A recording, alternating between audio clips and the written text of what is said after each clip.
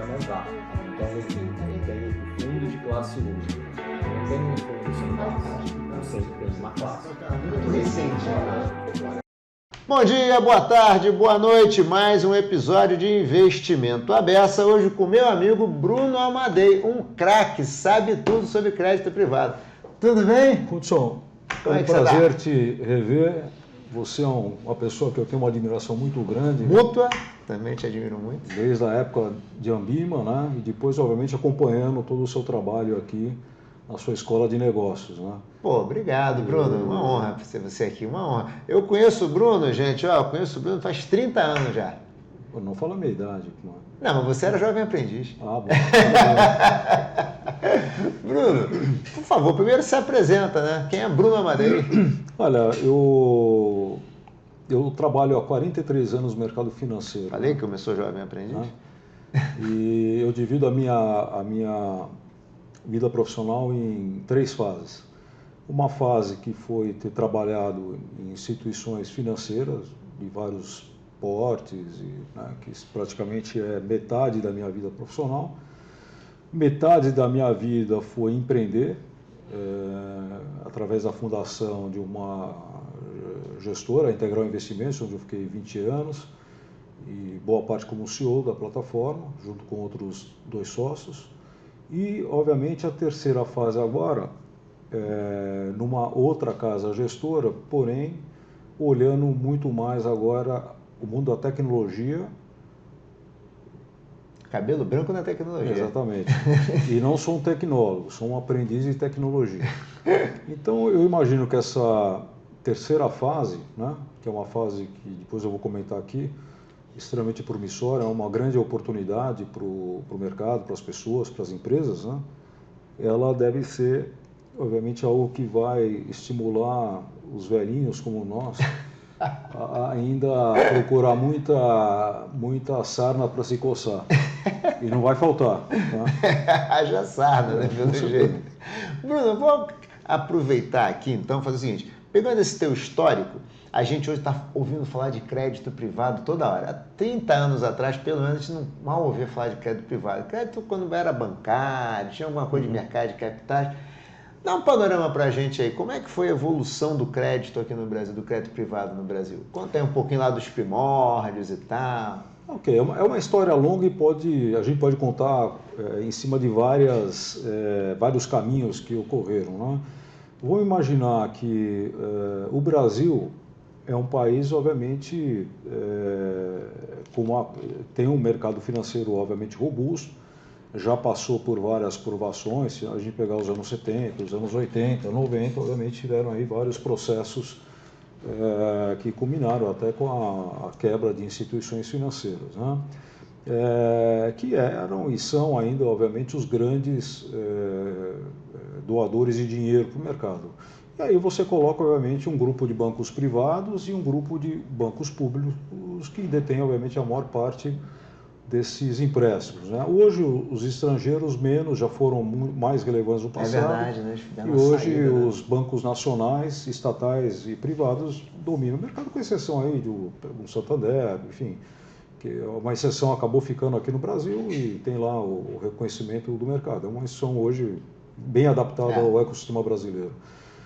Em paralelo a isso, você tem uma indústria de mercado de capitais, né, que está dentro dos bancos, na sua configuração. São departamentos, né, dos bancos. Que, obviamente, criou o mercado lá atrás de debêntures, né, e os debêntures são títulos, obviamente, que circulam no mercado e atendem principalmente as grandes empresas, são os grandes empréstimos corporativos, isso olhando lá atrás.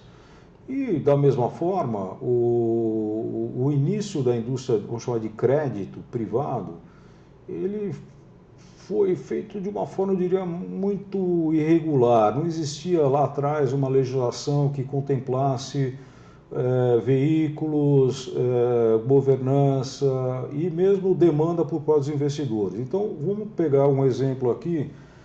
2 marcos são importantes. O primeiro é o Sistema Financeiro da Habitação, que em 97 cria lá um arcabouço regulatório que permite aí a emissão dos chamados CRIs. Isso foi importante. Né? Aí está falando de securitização, né? Excelente. Securitização, né? O responsável por isso foi a Brasília Mortgage, que obviamente inovou nesse mercado e obviamente teve outros impactos no mundo imobiliário, que hoje obviamente são a base do que a gente enxerga hoje da gestão financeira imobiliária, né? Da mesma forma, em 2002, eu trabalhava no Banco BMG, lembro disso. contratei aquele que veio a ser meu sócio, que era o Carlos Fagundes, que era uma pessoa que conhecia muito na época já a securitização, já trabalhava com associações de classe, como a BBC, no sentido de criar um instrumento, né, desenhar um instrumento, e esse instrumento, que é o chamado FDIC, veio em 2002. Nós fizemos, eu vou falar a primeira transação. Eu queria falar, você estava no primeiro. Existem lá um grupo de 3, 4 transações que disputam esse protagonismo, né? Só que eu, obviamente, com todo o respeito às pessoas que eu sei que também, obviamente, tiveram nesse primeiro momento, eu tenho uma carteirinha dizendo assim que eu fui o primeiro gestor de FDIC do Brasil. Olha! Né? Então você tem um documento. Eu ando com ela no bolso, né? Hoje eu esqueci a carteira, mas um dia eu te encaminho uma cópia. Mas, brincadeiras à parte, obviamente isso se deu por uma combinação de vários fatores. Primeiro que o BMG era um banco já presente no crédito consignado, e era um banco unido que precisava de dinheiro. E a tese da securitização financeira, principalmente para bancos, era exatamente não depender das linhas de crédito interbancário. Quando essa norma saiu, atendeu, obviamente, plenamente. Por quê? Porque foi feito lá a primeira estrutura de FDIC, naquela época lá com o Itaú, os advogados Levi Salomão, né? A BMG Asset, que era a empresa que eu representava, né? O BMG como originador, e conseguimos lá pegar a 356 e, obviamente, apesar que tudo lá dizia o que deveria ser feito, uma coisa é o que diz a norma, outra coisa é o que você desenha do seu ponto de vista financeiro e operacional. Então, todos os processos tiveram que ser criados. Criados, né? Porque não tinha Tão nada. simples quanto isso. Tanto é que demorou um ano essa estruturação, né? E o interessante nessas discussões, que eu sempre falo, com a evolução do arcabouço regulatório do FDIC, que foi uma evolução aí, principalmente regulatória e autorregulatória, né? Ambima e CVM, obviamente, cada um, obviamente, com seus objetivos, fomentaram uma melhoria dessa legislação. Né? Tinha até o marco da autorregulação, né? Em 98, então, autorregulação é regulação, né? Se fosse só regulação, não sei o que seria hoje da indústria. Se não tivesse autorregulação, a gente talvez não tivesse uma indústria tão madura, né? Por quê? Porque, obviamente, você tem que olhar vários pontos, né?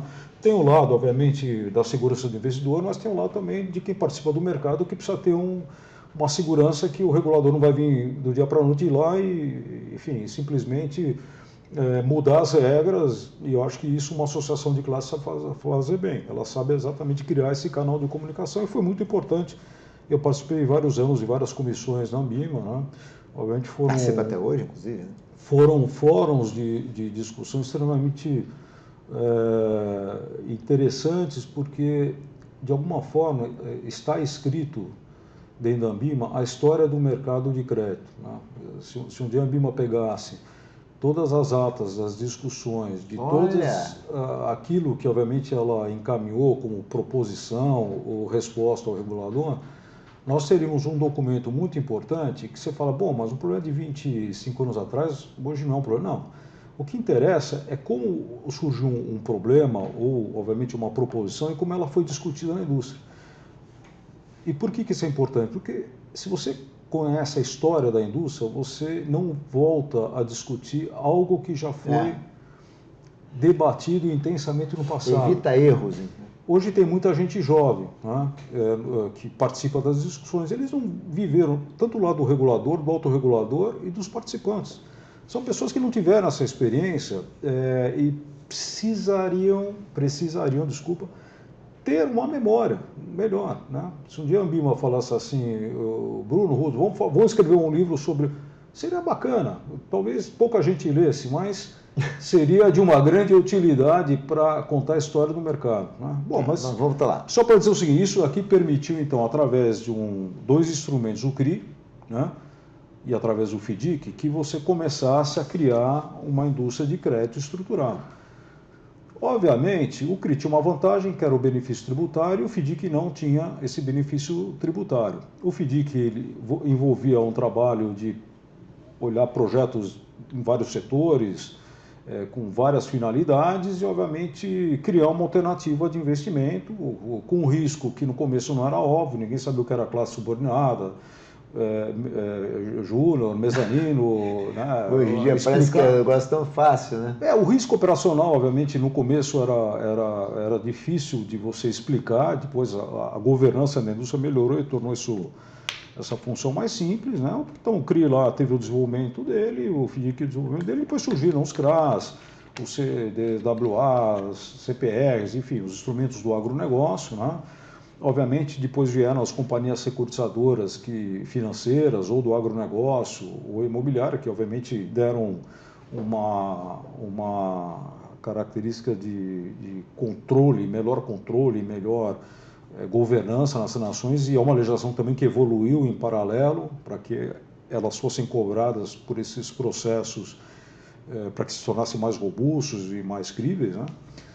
Enfim, tudo isso aqui é um amadurecimento. As coisas não acontecem de um único sentido, de uma única forma. Isso aqui vai se formando. Esse crédito privado que a gente fala tanto ontem é uma construção de décadas. Uma construção. E, obviamente, você tem a figura dos investidores, né, na classificação da CVM, os profissionais de varejo, né, e houve sempre um cuidado grande ao levar essas operações para o mercado, ter em vista que um investidor em varejo, obviamente, não tem uma capacidade de compreensão de um investidor profissional. Sim. Existe aqui um investidor profissional, né? Então, obviamente, as regras de oferta pública tal, obviamente, acabaram criando instrumentos mais complexos ou menos complexos, dependendo de quem que a gente estava falando. Então, a indústria cresceu também de uma forma para atender um público investidor, né? Esse público investidor, quando se tratava de varejo, era uma compra final, e quando se tratava de fundos para profissionais, eram os fundos de investimento da indústria que começaram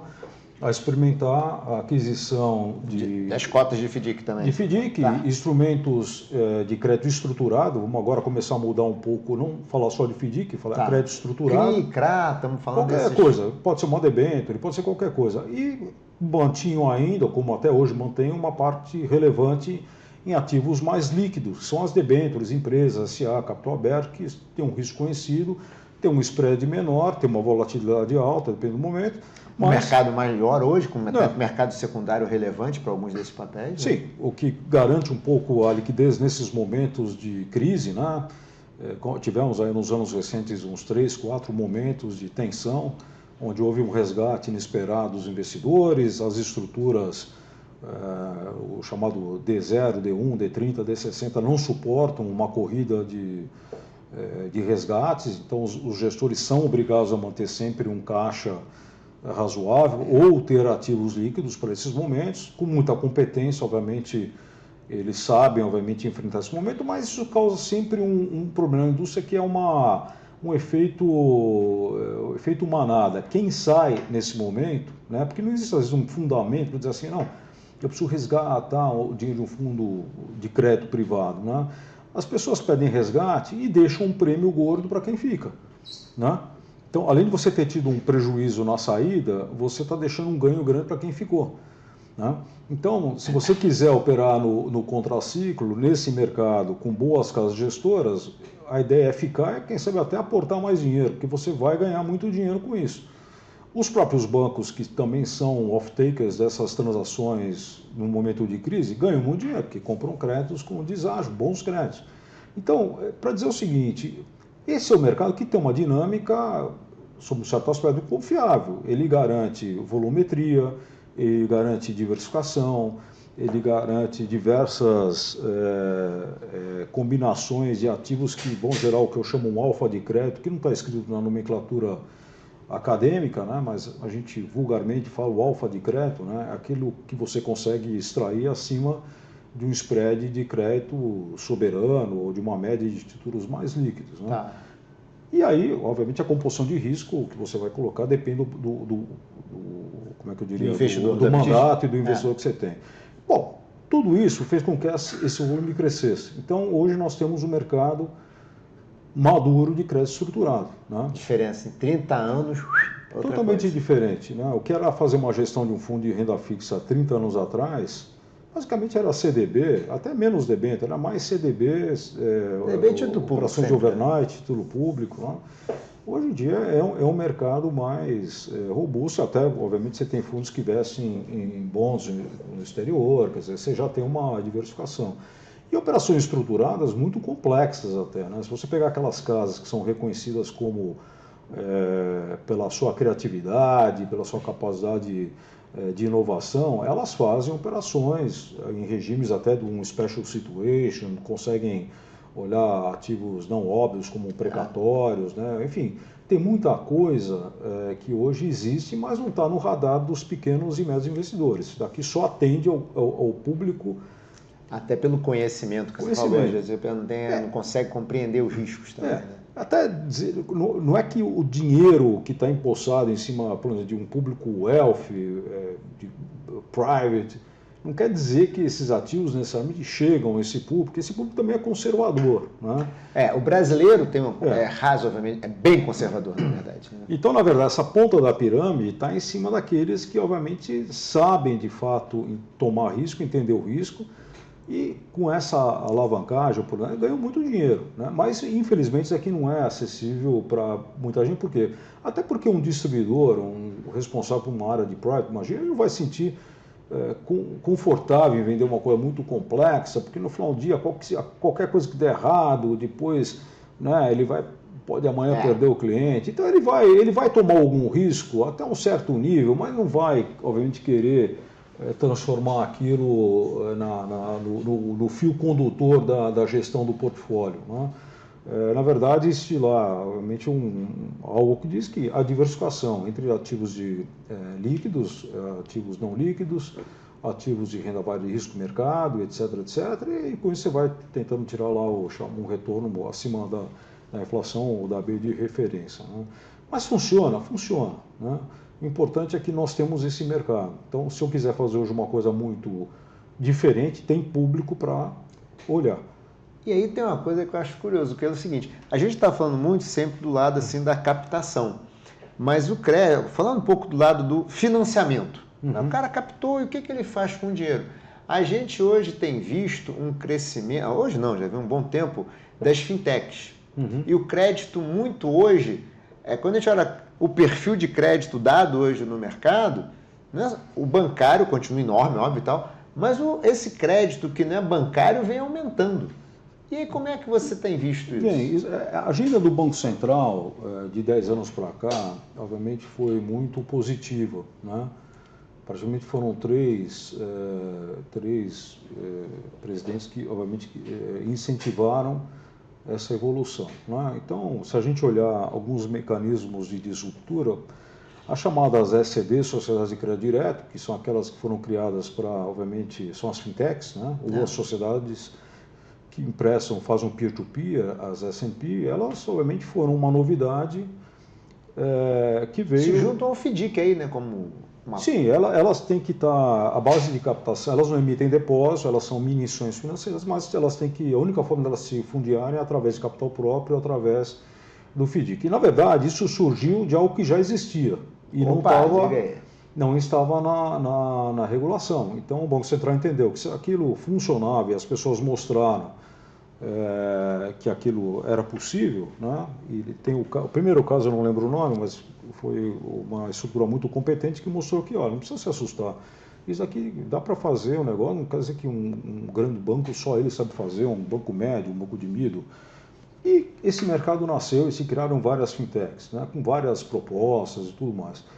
Sempre existe uma proposta aí sedutora, que é dizer o seguinte, eu vou criar um mecanismo de financiamento diferente de um grande banco, no sentido que eu vou dar um tratamento melhor, ou vou atingir segmentos que os bancos não gostam de trabalhar, ou mesmo vou fazer uma sobreposição de linhas, dado que o mercado, obviamente, todo mundo sabe o risco de crédito de um tomador, né, através da central de risco, então o mercado Como é um mercado concentrado, muitas vezes ninguém quer ir além de um volume porque, enfim, não vamos correr risco, vamos dizer. E eles ocuparam um espaço importante, né?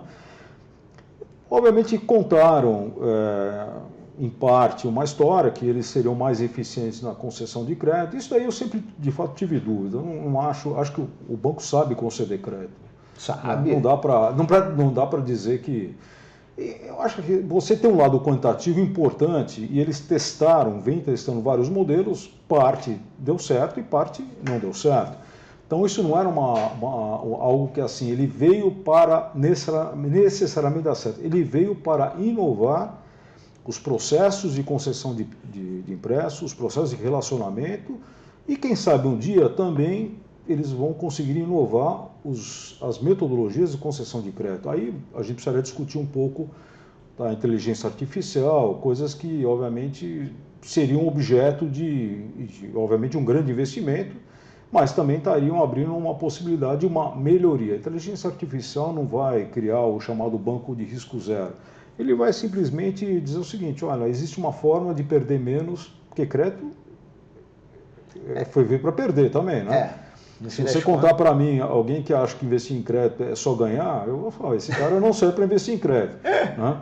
Eu já fui gestor de vários fundos, até fundos tiveram um problema de crédito, obviamente a minha função foi garantir que a governança existia, mostrar que os processos estavam adequados na regulação da regulação e, obviamente, ir atrás do prejuízo e tentar recuperar tudo o que era possível. Em muitos casos foi possível, em alguns casos houve perdas. Paciência, é assim que funciona a crédito. Então, a inteligência artificial ela não viria aqui para resolver todos os problemas, ela viria para dar... De melhorar a sua capacidade de julgamento. E se ela melhorar, é um grande passo. Agora, e os bancos vão fazer isso? Sim, com certeza vão fazer. Mas não é uma competição entre eles. Né? A questão é assim, em pequenos, médios empreendedores e banqueiros. Ter um banco, obviamente, significa você ter uma amplitude muito maior no mundo financeiro. O banco é uma instituição milenar. E as fintechs são uma forma de pequenos, médios empreendedores desenvolver algumas teses. Mas eles vêm crescendo muito, né? Hoje, quando a gente pega o crédito concedido hoje, as fintechs, e aí nas fintechs pega até aquelas que ficaram enormes, né? Que não são mais fintechs, como Stone, coisa do tipo, eles são relevantes hoje no crédito brasileiro. São. E aí vem uma segunda perna, você falou de Stone, que foi o sistema dos arranjos fechados de adquirência, né? Então o Banco Central ele criou regras para que você começasse a ter um mercado não mais dominado apenas pelas adquirentes, que são as grandes empresas que estão aí, algumas que se formaram, e surgissem as chamadas subadquirentes, são aquelas empresas que faziam um trabalho de capilaridade e obviamente levando a sua maquininha, né, embaixo de uma adquirente grande, onde as adquirentes não chegavam. Isso criou uma pulverização enorme e permitiu também um crédito, de fato, aí sim, pulverizado e diversificado. Então, isso daqui é uma grande inovação no mercado brasileiro. Na feira, você vai na feira hoje, você paga com cartão de crédito, qualquer coisa, chega a gente pagar com dinheiro. E aquele pipoqueiro que tem a maquininha, ele já está no modo automático de desconto, ele vendeu, já tem antecipação, quer dizer, tanto faz se a máquina dele veio de uma grande adquirente ou uma subadquirente. A questão é que ele começou a ter um acesso maior competição ao crédito, né? Isso é importante, né? O crédito é caro, o crédito não é caro, tanto faz. Ele tem alternativa hoje. Se ele achar que aquela operação com aquela maquininha é muito cara, ele vai lá, procura outra e vai conseguir um crédito mais barato. E depois vem também inovações, obviamente, como o próprio Open Bank. O Open Bank é uma grande inovação que ainda está se formando, mas ele vai permitir também ligações com o mundo de crédito, né? No momento em que fintechs concedem crédito e elas conseguem ter acesso lá à movimentação financeira daquele tomador, né, ela consegue entender o comportamento do risco de crédito, né, do caráter e tudo mais. São coisas que, obviamente, exigem um desenvolvimento mais sofisticado, mas é um caminho. Né? Tá. Então, nesse momento, não faltam instrumentos, não faltam bolsos, não faltam, obviamente, alternativas de produtos, não faltam tomadores, obviamente, tem sempre mais do que tudo que eu estou falando, né? Sobra sempre o risco, obviamente, do crédito em si, que tem a ver com a empresa, com o negócio, né? E, obviamente, com a situação econômica do país, as taxas de juros e tudo mais. Mas aí sempre existiu, não tem nenhuma novidade. Desde as caravelas. Exatamente. Então as pessoas sabem conviver com isso. Hoje você tem excelentes profissionais que sabem conjugar todo esse ecossistema e tentar entregar o melhor aí para os seus investidores. E você acha, Bruno, o ponto para mim é o seguinte, até onde a tecnologia de fato melhorou a competição e tornou realidade esse fato do pipoqueiro hoje ter uma maquininha. Que me parece que assim, quando a gente olha fintech, né, o nome já denuncia, né? Tem um tech aí no meio que é o tech que vai alavancar o negócio. E como é que está isso? Assim? Porque, pegando um paralelo de quando o Bruno montou os seus primeiros FDICs para fazer estrutura 100% privada, para conseguir fazer concessão de crédito, para hoje, como é que está esse mercado? Olha, eu vou dizer que agora é a terceira etapa desse movimento, estou falando na minha carreira, né? Há 4 anos atrás, eu comecei a estudar um negócio chamado tokenização, né? E blockchain e Web 3.0, né?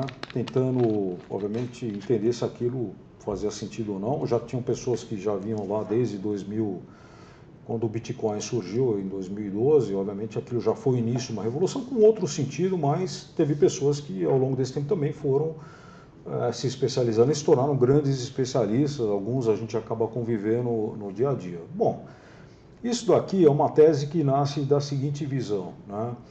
Como eu sempre gostei de fazer operações estruturadas, é o que eu vim fazendo na Integral e na CUT nos últimos 25 anos, a pergunta é sempre assim, eu preciso trazer maior eficiência nos projetos. Se eu trouxer maior eficiência, eu tenho uma capacidade de competição com grandes players melhor. Porque o problema não é o dinheiro do investidor, isso tem. O problema é você dizer que você tem um projeto mais eficiente. Né? O que adianta ter um dinheiro barato se você tem um projeto ineficiente? Não adianta nada. Né? E o blockchain, ele tem uma característica, ele é uma grande infraestrutura. Eu não vou entrar aqui na discussão do detalhe. Não, nem precisa. Aqui, vamos olhar para como é que isso é plataforma. Isso. Então, essa nova plataforma, ela começa a ser inserida nas discussões, não é só do mercado financeiro, de várias cadeias produtivas. Por quê? Porque ela está apoiada num negócio chamado registro, né? Em pedra, né, o chamado, quando você faz uma tokenização, você registra algo no ledger em blockchain, você está dizendo que aquela transação ela é imutável. Não tem como você voltar atrás e alterar. Então, o que nós estamos falando de eficiência? Processos mais rápidos, menos dependente de, obviamente, interferência humana, né? Registros mais precisos e assim uma série de ingredientes que vão tornar uma operação mais eficiente, principalmente em relação aos erros operacionais e às sobras de caixa. Então, eu lá atrás, quando eu comecei a estudar, eu peguei algumas transações que eu tinha feito sobre a forma de FDIC e comecei a pensar, bom, mas isso aqui poderia ser hoje o mercado chama o termo TDIC, né? 4 anos atrás não era... o Eric teve aqui há pouco tempo do Reversão, falou do TDIC que ele fez. Quando eu até conhecia o pessoal da LIC, essa turma, estão de parabéns, deram um passo importante, o Oliveira Trust, o Eric do VBSO.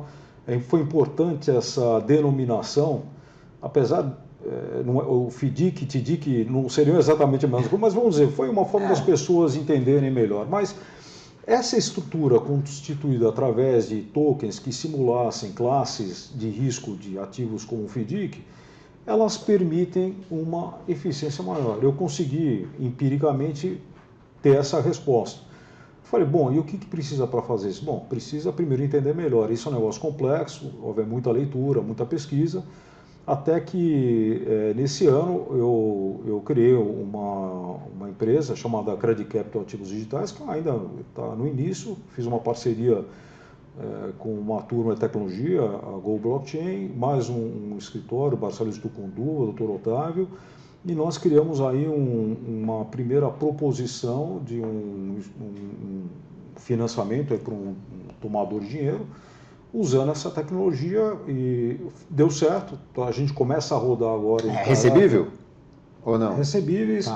oriundos da subadquirência dentro da estrutura da SERC. Não é uma tokenização perfeita, mas ela já se comporta como aquilo que vai ser a tokenização de fato. O smart contract no meio também? É sempre o smart contract, Tá. programação, tem todos os hashes digitais, os termos de sessão, tem lá tudo criptografado, o endereçamento das unidades recebíveis, né? Não tem, obviamente, capacidade de negociação no secundário, porque não existe simplesmente esse mercado. Mas o que eu quero dizer? Esse tipo de inovação, quando a gente começa a olhar agora para o futuro, quando a gente começa a olhar o que está acontecendo no mundo, a gente vê duas coisas importantes. Primeiro, isso aqui veio para ficar, não tem reversão. Não tem reversão. Isso vai mudar drasticamente, não é só o mercado financeiro, tudo que a gente conhece como processo, integrado com inteligência artificial, internet das coisas, tudo que você puder imaginar vai ser impactado por isso, né? A menos que falte energia no mundo para, obviamente, abastecer os servidores onde estão guardadas as informações, né? Mas já que isso não vai ocorrer, isso aqui é um negócio que vai crescer cada vez mais e vai se tornar... existe aqui uma revolução, eu diria, semelhante ao que foi quando o homem inventou lá as máquinas movidas a energia elétrica. Quer dizer, Tá. é exatamente o mesmo impacto. Obviamente que a gente teve outras revoluções, o computador, os processadores, a internet 2.0, como a gente fala, que foram obviamente importantes, eles deram uma ampliação das coisas. Máquina carvão, lembra? Mas a Web 3.0 ela é muito mais ampla, ela é muito mais difusa, ela é muito mais complexa. Já é baseado em blockchain, já em Sim, cripto. a Web 3.0 já é toda... A Web 2.0 é o chamado economia centralizada. Alguns detêm as informações. No conceito da Web 3.0, você tem um trabalho de geração de informação e controles e processos descentralizados, né? De forma bem resumida é isso, né? Bom, para onde nós vamos daqui para frente, né?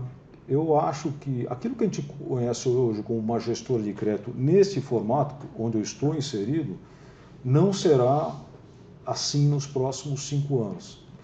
Obviamente as coisas não mudam assim da água para o vinho, mas na medida em que outros players irão, obviamente, se interessar pelo assunto, e assim eu espero, eu tenho falado com várias gestoras e conhecidos, eu vejo que ainda é uma conversa ainda fria. Tem gente que ainda tem preconceito. Quando você fala em blockchain, todo mundo fala em Bitcoin, uma coisa não tem nada a ver, uma coisa tem a ver com a outra, mas não tem nada a ver com a outra, né? No fundo é isso, né? Uma coisa, outra coisa, outra coisa. Né? Mas existe um grupo da Ambima hoje, que é um grupo voltado para a inovação. A Ambima hoje está preocupada o quê? Em olhar um negócio chamado Drex, que é a moeda digital do Brasil, que isso daqui vai ser um grande avanço, não tenha dúvida.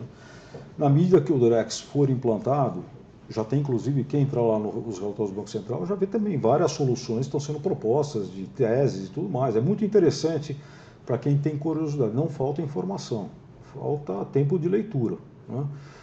Esse é o dilema do... Esse é o problema. Falta tudo. Se eu pudesse ler tudo que eu gostaria, 24 dias não Você seria... deve ter mais livros do que você consegue ler também, né? Não, eu tenho mais do que eu preciso. Mas a gente acaba sendo seletivo e escolhendo aquilo que a gente entende como sendo o foco do momento, né? Ontem eu li num blog um negócio interessante. O Bill Gates, uma vez por ano, ele tira uma semana de férias, ele vai para uma cabana, ele fala, é a semana da reinvenção. Ele passa, vamos lá, 20 horas por dia lendo e volta com a cabeça cheia de ideias, né? Eu acho que esse é o melhor caminho hoje para você colocar a tua leitura em dia, né? Para uma semana, leia, se alguém deixar que você tenha uma semana... Desliga o seu, só pega o celular. E acabou, faz as anotações e tudo mais. Eu vou fazer um dia isso porque eu achei muito interessante a tese. Onde eu quero chegar? Eu quero chegar naquilo seguinte... A inovação no mercado financeiro ela é fundamental, né? Sempre foi.